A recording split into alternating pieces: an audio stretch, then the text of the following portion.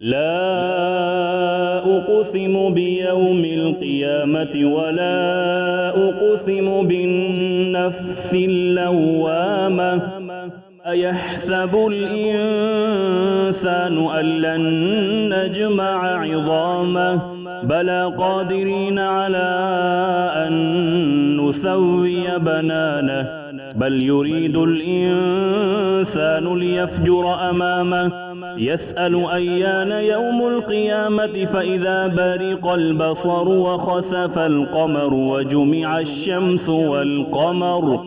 يقول الإنسان يومئذ أين المفر كلا لا وزر إلى ربك يومئذ المستقر ينبأ الإنسان يومئذ بما قدم وأخر بل الإنسان على نفسه بصيرة ولو ألقى معاذيره لا تحرك به لسانك لتعجل به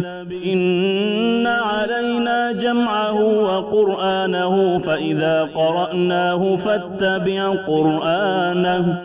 ثم إن علينا بيانه كلا بل تحبون العاجلة وتذرون الآخرة وجوه يومئذ ناظرة إلى ربها ناظرة ووجوه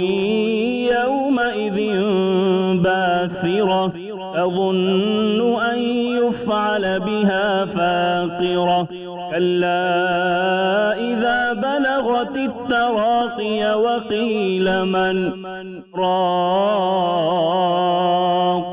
وظن أنه الفراق والتفت الساق بالساق إلى ربك يومئذ المساق فلا صدق ولا صلى ولكن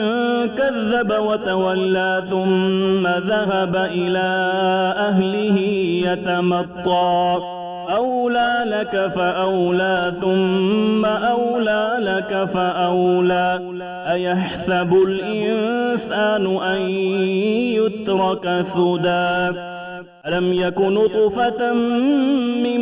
مني يمنى ثم كان علقة فخلق فسوى فجعل منه الزوجين الذكر والأنثى أليس ذلك بقادر على أن يحيي الموتى